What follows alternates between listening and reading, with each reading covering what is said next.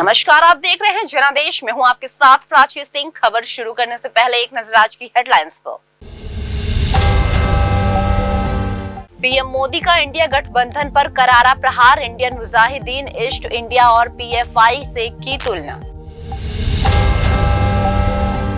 क्या सीमा हैदर को मिलेगी नागरिकता? सुप्रीम कोर्ट के वकील एपी सिंह ने उठाया बड़ा कदम। सीएम केजरीवाल का बड़ा ऐलान, हर आदमी को रोजाना मुफ्त मिलेगा 20 litre RO water. Manipur viral video मामले में पुलिस का एक्शन, 14 लोगों की हुई पहचान, अब तक 7 आरोपी गिरफ्तार। दिल्ली एनसीआर समेत कई राज्यों में आज जोरदार बारिश, आईएमडी ने जारी की ऑरेंज अलर्ट, जाने कैसा रहेगा मौसम। अब समाचार विस्तार से। प्रधानमंत्री नरेंद्र मोदी ने बीजेपी संसदीय दल की बैठक में इंडिया गठबंधन पर हमला बोला है और कहा कि सिर्फ इंडिया नाम रख लेने से कुछ नहीं होता है। मणिपुर हिंसा को लेकर संसद के मानसून सत्र में जारी गतिरोध के बीच मंगलवार को बीजेपी संसदीय दल की बैठक हुई। बैठक को प्रधानमंत्री नरेंद्र मोदी ने संबोधित किया और इंडिया गठबंधन पर जमकर हमला बोला है। उन्होंने कहा कि इंडिया नाम लगा लेने से सब कुछ नहीं हो जाता।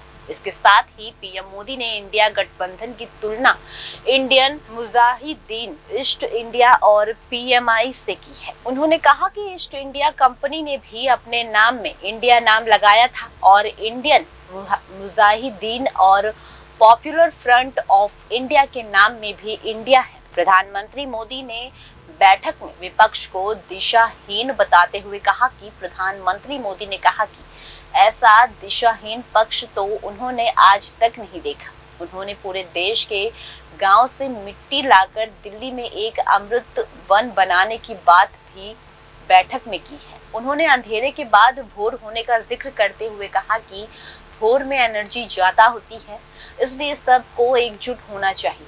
केंद्रीय मंत्री प्रहलाद जोशी ने बताया कि बैठक के दौरान प्रधानमंत्री मोदी ने भाजपा की बैठक में कहा कि विपक्ष के व्यवहार से लगता है कि उसने लंबे समय तक विपक्ष में बने रहने का फैसला लिया है। प्रधानमंत्री नरेंद्र मोदी ने इंडिया नाम को लेकर विपक्षी दलों पर बड़ा हमला बोलते हुए कहा कि आतंकी संगठनों ने भी इंडिया नाम रखा है। भाजपा संसदीय दल की बैठक के बाद मीडिया से बात करते हुए पूर्व केंद्रीय मंत्री रविशंकर प्रसाद ने कहा कि संसदीय दल की बैठक में सांसदों को संबोधित करते हुए प्रधानमंत्री नरेंद्र मोदी ने कहा कि इंडिया नाम का भी अजीब संयोग है। रविशंकर प्रसाद ने बताया कि प्रधानमंत्री नरेंद्र मोदी का ईस्ट इंडिया कंपनी और इंडियन नेशनल कांग्रेस तो अंग्रेजों ने बनाया था।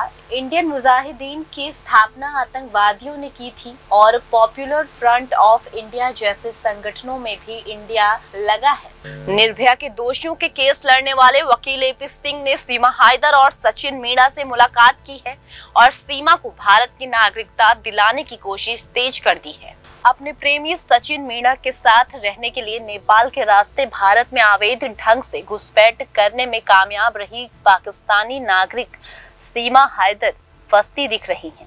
इसके बाद सीमा हैदर को भारत की नागरिकता दिलाने की कोशिश तेज हो गई है। निर्भया के दोषियों का केस लड़ने वाले वकील एपी सिंह ने सीमा और सचिन से इसी सिलसिले में मुलाकात की है। पाकिस्तानी महिला सीमा हैदर के मामले में अब कानूनी विकल्प तलाशे जा रहे हैं। लिहाजा सुप्रीम कोर्ट के वकील एपी सिंह का कहना है कि सीमा को नागरिकता देने के लिए राष्ट्रपति से गुहार लगाई जाएगी। उन्होंने कहा, हमने राष्ट्रपति को दया याचिका दी है और दया याचिका पर हमने ये लिस्ट भी दी है कौन कौन व्यक्ति भारत आए हैं और नागरिकता ली है। इसके अलावा वकील एपी सिंह ने ये खुलासा भी किया कि सीमा हैदर के पति से उनका 4 साल पहले ही तलाक हो चुका है। सीमा नेपाल आई और वहां पर सचिन से शादी हुई। सचिन ने कहा कि वो सीमा के बच्चों को स्वीकार करेंगे। हालांकि बंद कमरे में सीमा हैदर, सचिन मीणा और एपी सिंह की और कौन सी बातें हुई, इस पर उन्होंने कोई जवाब नहीं दिया। वकील एपी सिंह ने कहा कि सीमा हैदर से मुलाकात हुई और उसकी तबीयत खराब है। सीमा हैदर अगर पाकिस्तान जाएंगी तो वो जिंदा नहीं जाएंगी, उसकी लाश जाएगी। सीमा और गुलाम का तलाक हो चुका है। सीमा हिंदू धर्म स्वीकार कर चुकी है। मुस्लिम धर्म के अनुसार सीमा काफिर है। पुलिस ने जांच के दौरान सीमा हैदर से कई दस्तावेज बरामद किए हैं, जिसमें उसका पासपोर्ट, पाकिस्तानी आईडी कार्ड और उसके बच्चों के पासपोर्ट शामिल थे। सीमा पाकिस्तान की नागरिक है या नहीं, इसकी पुष्टि के लिए अब ये सभी दस्तावेज पाकिस्तानी दूतावास को भेजे गए हैं। इस बीच पुलिस सीमा हैदर के मोबाइल फोन की फॉरेंसिक रिपोर्ट का इंतजार कर रही है। पुलिस ने उसके जब्त किए गए मोबाइल को आगे की जांच के लिए गाजियाबाद की फॉरेंसिक लैब में भेज दिया था। फॉरेंसिक रिपोर्ट और सीमा हैदर की पहचान की पुष्टि होनी बाकी है। अगर इसमें किसी भी तरह की गड़बड़ी पाई जाती है तो उसके खिलाफ आरोप पत्र तैयार किया जाएगा। दिल्ली के मुख्यमंत्री अरविंद केजरीवाल ने कहा कि दिल्ली सरकार झुग्गी बस्तियों के पास और घनी आबादी वाले इलाके में पानी के 500 एटीएम लगाएगी, जिससे हर व्यक्ति रोजाना 20 लीटर मुफ्त आरओ वाटर ले सकेगा। दिल्ली के मुख्यमंत्री अरविंद केजरीवाल ने दिल्ली वालों के लिए बड़ा ऐलान किया है और हर व्यक्ति को रोजाना 20 लीटर मुफ्त आरओ वाटर देने की घोषणा की है। इसके लिए दिल्ली सरकार झुग्गी बस्तियों और अन्य घनी आबादी वाले इलाके में पानी के 500 एटीएम लगाएगी। इसके तहत सीएम अरविंद केजरीवाल ने सोमवार को मायापुरी की खजान बस्ती में एक आरओ संयंत्र का निरीक्षण किया और पानी का एक एटीएम का उद्घाटन किया। मुख्यमंत्री अरविंद केजरीवाल ने सोमवार को कहा कि झुग्गी बस्तियों और अन्य घनी आबादी वाले इलाकों में लोगों को रिवर्स ऑस्मोसिस प्रक्रिया से शोधित पेयजल मुहैया कराने के लिए 500 एटीएम लगाने की दिल्ली सरकार की योजना है। उन्होंने कहा कि ऐसे 4 एटीएम स्थापित किए जा चुके हैं और पहले चरण में कुल 500 एटीएम लगाने की योजना है।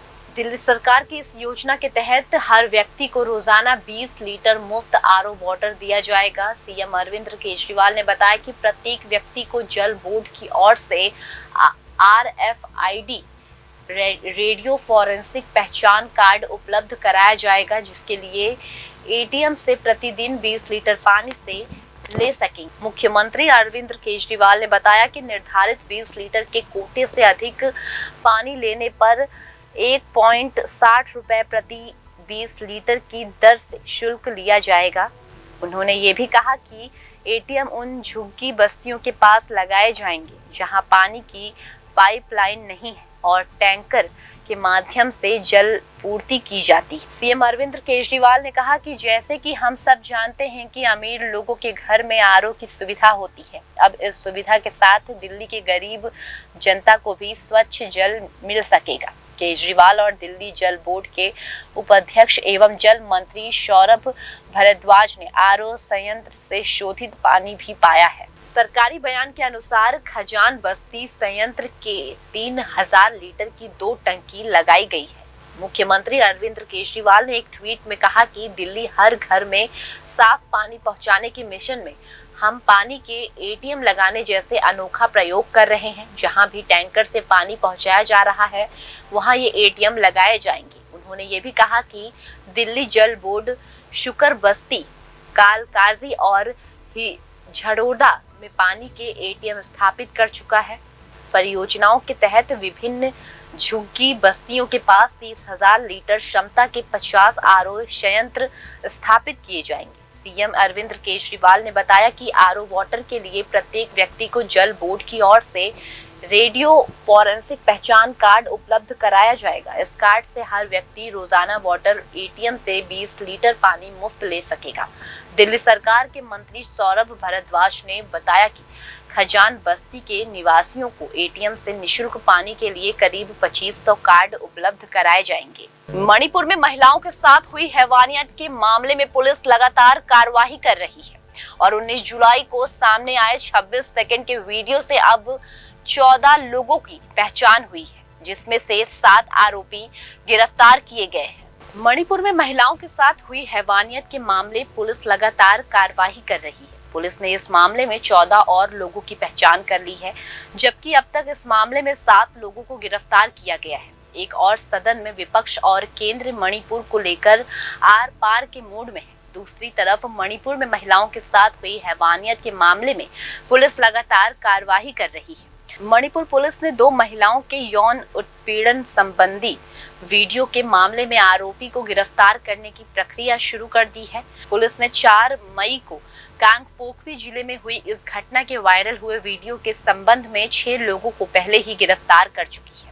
इन दोनों महिलाओं का कथित रूप से यौन उत्पीड़न किया गया था और घटना का 26 सेकंड का वीडियो 19 जुलाई को सामने आया था, जिसके बाद ही पुलिस एक्शन में नजर आ रही है। मणिपुर में अनुसूचित जनजाति का दर्जा देने की मैतेई समुदाय की मांग के विरोध में पहाड़ी जिलों में 3 मई को आदिवासी एकजुटता मार्च के आयोजन हुआ। उसके बाद राज्य में भड़की जातीय हिंसा में अब तक 160 से ज्यादा लोगों की मौत हो चुकी है। मणिपुर की आबादी में मैतेई समुदाय के लोगों की संख्या लगभग 53% है और वे ज्यादातर इम्फाल घाटी में रहते हैं, जबकि नागा और कुकी जैसे आदिवासियों की आबादी 40% और वे पहाड़ी जिलों में रहते हैं। मणिपुर हिंसा को लेकर संसद में गतिरोध बरकरार है और आज भी हंगामे के असर नजर आ रहे हैं। इससे पहले सोमवार को भी संसद में जबरदस्त हंगामा हुआ था। संसद में हंगामे के बीच कांग्रेस अध्यक्ष मल्लिकार्जुन खड़गे ने केंद्र सरकार पर निशाना साधा और कहा कि सरकार मणिपुर पर चर्चा कराने को तैयार नहीं, हमें सरकार से सवाल पूछने का हक है। इस पर अमित शाह ने कहा कि हम चर्चा के लिए तैयार हैं, विपक्ष क्यों चर्चा करने नहीं देना चाहते। केंद्रीय मंत्री स्मृति ईरानी ने भी विपक्ष पर हमला बोला और कहा कि विपक्ष मणिपुर पर चर्चा से भाग रहे हैं। इसके साथ ही उन्होंने कहा कि कांग्रेस बंगाल और राजस्थान पर चुप क्यों है। मौसम विभाग ने आज कई राज्य में भारी बारिश का अलर्ट जारी किया है। कई राज्यों में नदियों का जलस्तर खतरे के निशाने से ऊपर बह रहा है। मौसम विभाग ने मुंबई समेत महाराष्ट्र के 8 जिलों में मंगलवार को भारी बारिश की चेतावनी जारी की है। इसके लिए विभाग ने ऑरेंज अलर्ट जारी किया है। हालांकि राज्य में भारी बारिश का मौजूदा दौर इस सप्ताह के अंत में कम हो सकता है और पश्चिमी महाराष्ट्र क्षेत्र में मुंबई, ठाणे, राजगढ़, रत्नागिरी, सिंधुदुर्ग, पुणे, कोल्हापुर और सतारा जिले के हैं, जो पिछले एक सप्ताह से अधिक समय से भारी बारिश से जूझ रहे हैं। बुधवार को ठाणे, रायगढ़, रत्नागिरी, सिंधुदुर्ग और कोल्हापुर, सतारा, पुणे और गढ़चिरौली में ऑरेंज अलर्ट जारी है। आईएमडी के अनुसार गुरुवार को रायगढ़, रत्नागिरी, सिंधुदुर्ग, कोल्हापुर, सतारा, पुणे, चंद्रपुर और गोंदिया के लिए, शुक्रवार को केवल सतारा के लिए ऑरेंज अलर्ट जारी किया गया है। हालांकि सप्ताह तक राज्य के अधिकांश जिले ग्रीन अलर्ट या येलो अलर्ट में वापस आने की संभावना में है। वर्तमान मानसून की तीव्रता कमजोर हो गई है, जिससे लोगों को कुछ राहत मिलेगी। पिछले 10 दिनों से महाराष्ट्र के अधिकांश हिस्से, विशेष रूप से तटीय कोंकण, पश्चिमी, उत्तरी और पूर्वी क्षेत्र भारी बारिश से जूझ रहे हैं, जिसके चलते बाढ़, पहाड़ी भूस्खलन, खेतों और घरों, सार्वजनिक और निजी संपत्तियों के बड़े हिस्से में जल जमाव हो गया है। इसके अलावा बारिश से संबंधित विभिन्न त्रासदियों में 75 से अधिक लोगों की जान चली गई है। दक्षिण पश्चिमी मानसून के कारण कर्नाटक में बाढ़ का खतरा है। भारी बारिश की वजह से कई छोटी नदियां उफान पर हैं। अधिकारियों ने राज्य के 9 जिले बेलगावी, धारवाड़, उत्तर कन्नड़, हावेरी, हासन, शिवमोगा, उडुपी, दक्षिण कन्नड़ और कोडागू में आज स्कूल, कॉलेज में अवकाश की घोषणा की गई है। इसके वही मौसम विभाग ने राज्य ने 3 तटीय जिले उडुपी, दक्षिण कन्नड़ और उत्तर कन्नड़ के लिए रेड अलर्ट जारी किया है। राज्य के कुछ क्षेत्र में अस्थायी रूप से बिजली आपूर्ति बाधित होने, यातायात जाम होने और कच्ची व असुरक्षित संचारों को नुकसान होने की आशंका है।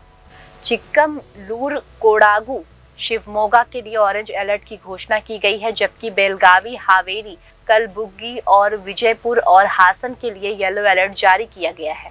बाढ़ के बाद पिछले 16 दिनों से कुल्लू मनाली नेशनल हाईवे बाधित चल रहा है। हाईवे का कई जगह से नामो निशान मिट गया है। उसे दोबारा बनाने के लिए प्रयास किया जा रहा है। हाईवे 8 किमी हिस्से पर रेस्टोरेशन कार्य अभी बाकी है। फिलहाल एनएचआई सिंगल लेन बहाली की कोशिश में जुट रहा है, लेकिन उफानी ब्यास नदी और भूस्खलन लगातार परेशानी पैदा कर रही है। स्थानीय लोगों का कहना है कि ब्यास नदी के किनारे पर पक्के केंट्री का तटीकरण जरूरी है। अगर किनारों पर आरसीसी की दीवार होती तो नुकसान कम होता। इस बारिश से बाढ़ के हिमाचल प्रदेश में सबसे ज्यादा नुकसान कुल्लू जिले को हुआ है। वहीं अंतर्राष्ट्रीय पर्यटन नगरी मनाली पिछले 16 दिनों से कुल्लू महत्वपूर्ण हाईवे से जुड़ा हुआ है। यूपी की बात करें तो प्रयागराज में गंगा यमुना जलस्तर में बीते 24 घंटे में 10 से 10 सेमी बढ़ाव हुआ है। यह लगातार 12वें दिन है जब संगम नगरी में दोनों नदियों का जलस्तर बढ़ना जारी है। मध्य प्रदेश के कई क्षेत्र में वर्षा का पानी यमुना की सहायक नदियों के माध्यम से यहां पहुंच रहा है। वाराणसी में भी प्रशासन सावधान है। दिल्ली में यमुना का जलस्तर लगातार निशाने से ऊपर चल रहा है। पुरानी दिल्ली का ओल्ड रेलवे ब्रिज रेल यातायात के लिए बंद कर दिया गया है। यमुना नदी का जलस्तर सोमवार सुबह खतरे के निशान 205.33 मीटर से 1 मीटर से अधिक ऊपर रहा था, जिसके चलते अधिकारियों ने लोहे के पुल पर रेलगाड़ियों का आवागमन रोक दिया है। फिलहाल खबरों में सिर्फ इतना ही। आगे खबरों में बने रहने के लिए देखते रहिए जनादेश।